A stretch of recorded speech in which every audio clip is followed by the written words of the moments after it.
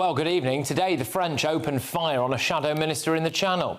In that anyone who did cross the Channel and arrive in Dover could be immediately deported within around about a week. Give that a second, he's just dragging along. Now, the French authorities have said that the warning shots were fired just as part of a training exercise and the British ship was out of range. But just in case you're in any doubt as to exactly how deliberate this actually was, here is the ship's captain, the British ship's captain, saying that the French issued no warning at all before they fired. As I know, if you're having a live firing exercise, then that's always announced on the VHF to all the vessels in the vicinity, and they actually will give the position of where that's going to take place. And I didn't hear there's been nothing. Originals, I'm Emily Carver. Please do give this video a like and subscribe to our channel for more content like this, and do leave a comment. Let me know what you think. On the VHF from what we've heard this morning. We've been out since 6 o'clock. Yeah. So it sounds like it might have been an effort to intimidate us. It could well have been. It might have just been a little bit of a warning shot and maybe just trying a bit of show of force or something. Well, there you have it.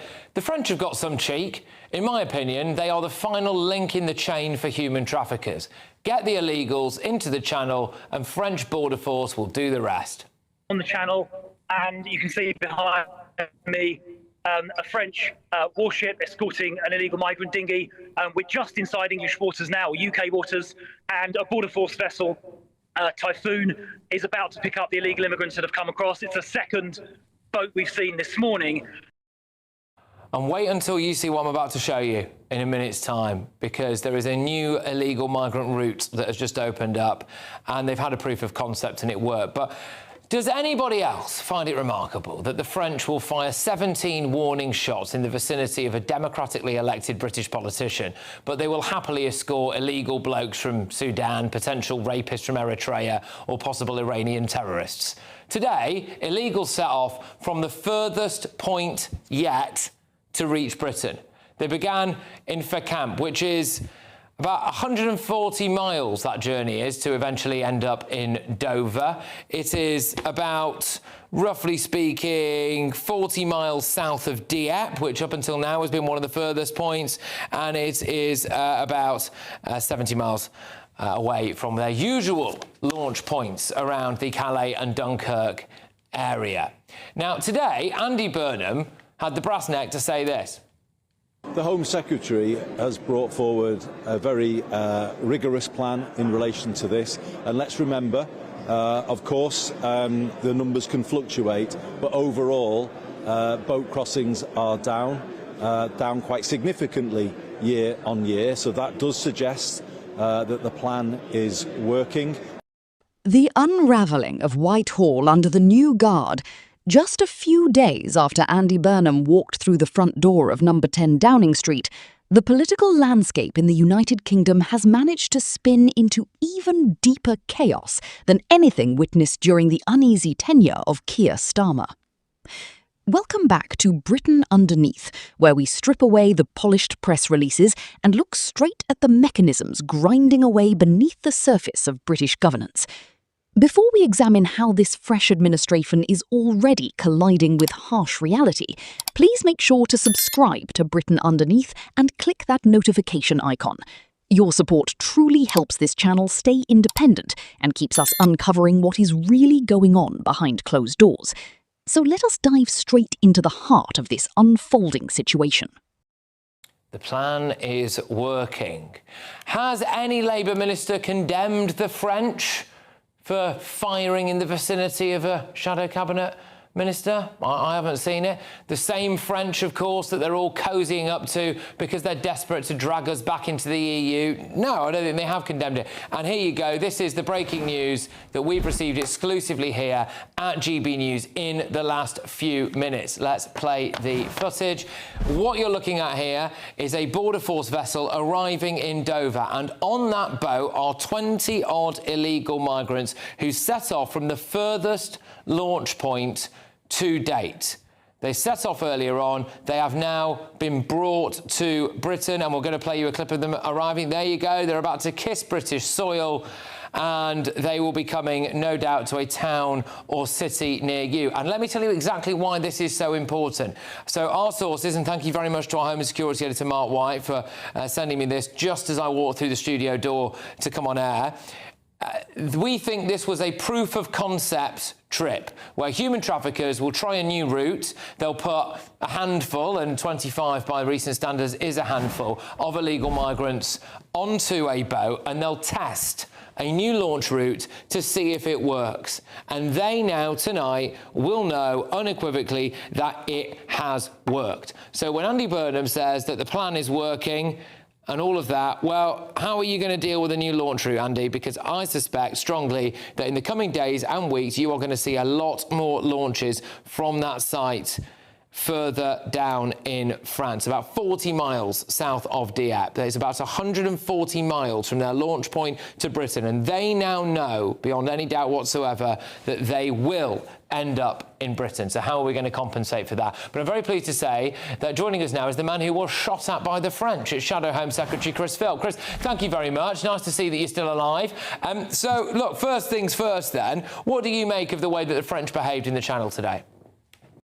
When Keir Starmer stepped aside after months of relentless pressure, internal turmoil and severe policy disputes, many within Westminster dared to dream that a change of leadership would instantly restore calm to a weary nation.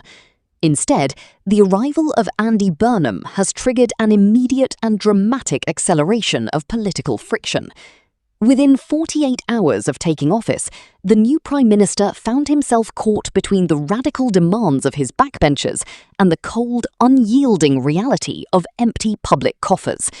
The promises of sweeping reform, regional economic overhauls, and an aggressive stance on fixing public services have collided head-on with market nervousness and relentless political opposition. If you thought the previous administration felt unstable, what we are observing right now is a whole new order of institutional friction.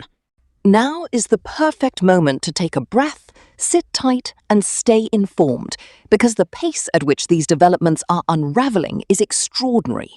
While Starmer was endlessly criticised for his cautious and technocratic hesitation, Burnham has chosen to sprint straight into the crossfire. By announcing immediate executive interventions on social care, local council funding, and public transport ownership, he has effectively declared war on multiple entrenched interests all at once. The opposition parties have already seized on these early moves, claiming the administration is hurtling back toward reckless fiscal policies. Meanwhile, financial commentators are raising sharp warnings about how these massive commitments will actually be funded.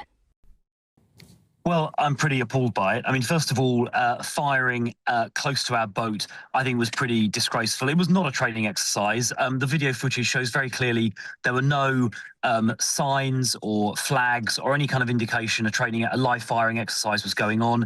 There was no warning on the VHS. There was no live firing training that had been scheduled. And as Matt, the skipper, said, in his 28 years on the channel, he's never seen anything like this before, and they only shot the weapon when they were very close to our boat. They didn't shoot it before, didn't shoot it afterwards. It was only when they were close by, and the way that made me feel was this was a deliberate attempt to intimidate us, because they could see we had media with us. I was doing an interview with the BBC at the time. They could see we were trying to cover the migrant crisis, and they wanted to intimidate us. And that is not surprising, because just a couple of hours after that incident, we weren't deterred, we weren't intimidated, of course. We carried on, and we witnessed about 2 or 3 hours later a migrant mega dinghy, not the one you were just talking about a minute ago, that was further down. This one here you're showing on the screen now, about 100 illegal immigrants, almost all men, being actively assisted by the French. You can see the French little rib in grey there was handing over life jackets to the illegal immigrants, making no attempt at all to stop the illegal immigrants. And at one point, even more shockingly, the migrant dinghy, just before this was shot, went back to the beach to pick up some more illegal immigrants. And instead of stopping them and, stopping the boat re-embarking, the French police on the beach did absolutely nothing. Just as these French forces here are doing nothing as well. In fact, as you can see, they're actively helping the illegal immigrants by handing them life jackets and literally waving them on their way. So Shabana Mahmoud has sent £500 million of our money to France, supposedly to protect the border. And as these pictures demonstrate, the French are not doing that. That is a contrast to the Belgians. The Belgians are doing actually a very good job. The Belgians do stop boats at sea. And that is why there are now no embarkations from Belgium, because Belgium is doing its job properly.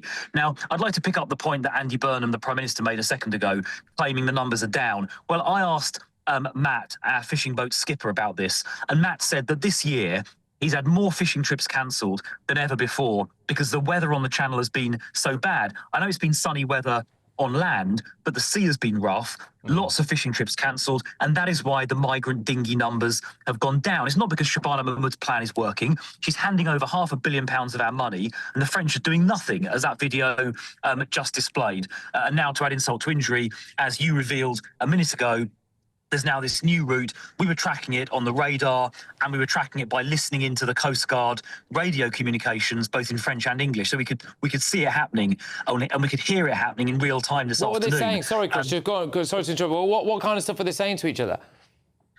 Well, they were basically, the French Coast Guard and the British Coast Guard and British Border Force were coordinating with each other. So the French Coast Guard and the French Maritime Authorities were shadowing, they were escorting the migrant dinghy from that location you showed on the map, 40 miles south of it's not this boat, this is the other boat. Yeah. Boat. And they were escorting it to the median line, 50 or so miles north in the English Channel, and they were coordinating with the lifeboat in Eastbourne and Border Force vessels in Ramsgate, who then came down from Ramsgate and from Eastbourne to meet the illegal migrant dinghy halfway and pick up the illegal immigrants, and then they ferried them to Dover, which is the footage you showed a few minutes ago. That is, as you say, a completely new route. It's the furthest south and the furthest west they've ever gone, and it's the longest crossing they've attempted. So just in there's the pictures of those illegal immigrants I was referring to being taken to Dover a short time ago. So on the single day, we've had the French shooting in the vicinity of me as Shadow Home Secretary. We've seen them helping illegal immigrants with life jackets, failing to prevent embarkations from a beach, failing to prevent the migrant boats at sea, even though the Belgians can do that perfectly safely and very effectively. And we've seen them escorting the boat 40 or 50 miles into the middle of the channel down in the Eastbourne direction. Complete failure. And Shabana Mahmood is paying them £500 million of our money for this. It's not working. The only thing protecting our borders, is the weather. That is the truth of it. And tomorrow, the sea is going to be very flat, and I fear we're going to see quite large numbers of crossings tomorrow. But can I finish by saying this, Patrick? There is only one solution, and Andy Burnham should frankly adopt this if he's serious. So should Shabana Mahmood. We need to leave the ECHR, and that would enable us to deport all of these illegal immigrants within a week of arrival. And if they were deported, with no court cases, no asylum claim, no modern slavery claim, no human rights claim, no legal aid, nothing, just deported pretty quickly, they would stop bothering to cross in the first place. Australia did that about 13 years ago. It worked in Australia, and it would work here as well. Chris, look, thank you very, very much for coming on. You've had quite the day, so I hope that you've got a bed for the night somewhere, and you can, you can relax a little bit, and then whatever you've got planned for tomorrow. But Chris, all the very best. Really appreciate you coming on, and well done with all the footage that you got. It was dynamite stuff, and you survived an attack by the French, Thanks, of course. So we've got. Thank you. Well, thank you. We've got some more things planned for tomorrow, so you might hear some more tomorrow. We'll see how it goes. Good. That's what I like to hear. Chris Philp, thank you very much. The Shadow Home Secretary there. Right. Okay. If you are finding this breakdown insightful and want to ensure you never miss an update on the shifts shaping our country, please consider taking a brief second to subscribe to the channel. It honestly takes just a single click, but it means the world to us and helps Britain Underneath continue delivering rigorous, independent analysis every single week.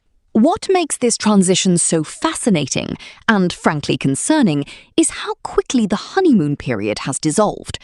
The left of the party is already expressing deep anxiety over cabinet selections that maintain a strict stance on border security and defence spending, while the right accuses the leadership of preparing a raft of hidden tax hikes. Rather than unifying a fractured parliament, the opening moves of this new premiership have managed to alienate almost every faction simultaneously. It turns out that stepping out from the regional stage into the fierce glare of national government comes with a sharp reality check. and the margin for error is non-existent. OK, so look, slightly different start to the show, as you'll appreciate. We wanted to get you that breaking news. Yeah, so well, quite the day for Mr. Philp in the channel. And we've got this new route now, this new route that's coming in. Patrick, the answer is very simple.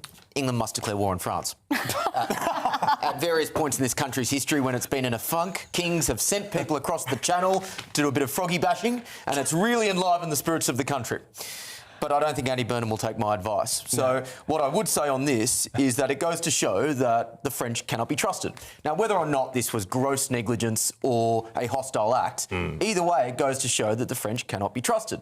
Now, why not? In short, because it's not in their interests to take these refugees back or illegal migrants back onto French soil. They're very happy to get rid of these rat bags and to make them England's problem. And as long as that is the case, it doesn't matter how much money we throw at them, they will continue to do a half-baked job. OK, I'll bring you in now, Louise. What would you have liked the response to have been to the French appearing to shoot in the vicinity of our Shadow Home Secretary? Well, look, I mean, I was on this show a few weeks ago when the Russians were having a little fit over Dad's navy.